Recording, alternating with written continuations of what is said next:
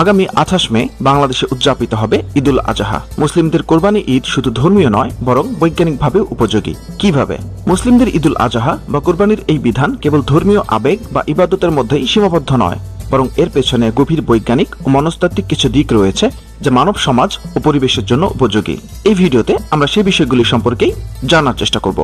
আমিষের চাহিদা পূরণ ও সুষম বন্টন। বৈজ্ঞানিকভাবে মানুষের শরীরের জন্য অত্যাবশ্যকীয় প্রোটিন বা আমিষের প্রধান উৎস হল প্রাণীজ মাংস। পুষ্টির ভারসাম্য। সমাজের একটি বড় অংশ যারা সারা বছর পর্যাপ্ত আমিষ পায় না, কোরবানির মাধ্যমে তাদের কাছে উচ্চমানের প্রোটিন পৌঁছে যায়।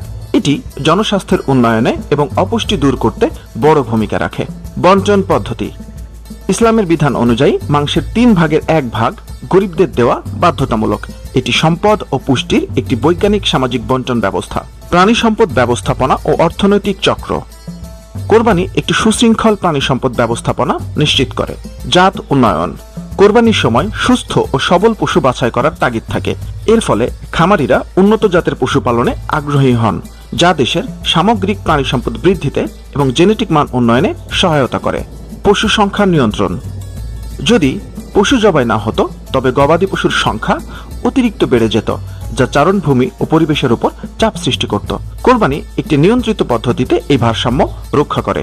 জৈব সার ও উপজাতের ব্যবহার। কোরবানি পরবর্তী বর্জ্য ব্যবস্থাপনা সঠিকভাবে করলে তা বিজ্ঞানের দৃষ্টিতে অত্যন্ত উপকারী। জৈব সার।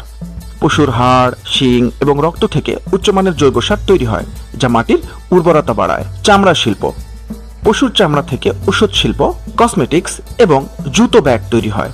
এটি একটি বিশাল রিসাইক্লিং প্রক্রিয়ার অংশ। মনস্তাত্ত্বিক ও আবেগীয় সুস্থতা। বিজ্ঞান বলে দান বা ত্যাগের মানসিকতা মানুষের মস্তিষ্কে ডোপামিন বা অক্সিটোসিন হরমোন নিঃসরণ করে, যা মানসিক প্রশান্তি ও আনন্দ দেয়। সহমর্মিতা। নিজের পছন্দের কোনো কিছু অন্যের জন্য ত্যাগ করার অভ্যাস মানুষকে স্বার্থপরতা থেকে মুক্তি দেয় এবং সামাজিক বন্ধন দৃঢ় করে, যা সুস্থ সমাজ গঠনের জন্য বৈজ্ঞানিকভাবেও স্বীকৃত একটি প্রয়োজনীয় গুণ। গবাদি পশুর রোগ প্রতিরোধ। কোরবানির পশুর জন্য বিশেষ যত্ন ও পরিচ্ছন্নতা বজায় রাখতে হয়। নিয়মিত বিরতিতে পশুর মাংস খাওয়া এবং নতুন পশুর বংশবৃদ্ধি নিশ্চিত করার মাধ্যমে পশুবাহিত অনেক রোগের প্রকোপ কমানো সম্ভব হয়, কারণ অসুস্থ পশু কোরবানির জন্য অনুপযুক্ত। সতর্কতা ও পরিচ্ছন্নতা। বিজ্ঞান যেমন উপকারিতার কথা বলে, তেমনি সঠিক বর্জ্য ব্যবস্থাপনার উপরও জোর দেয়।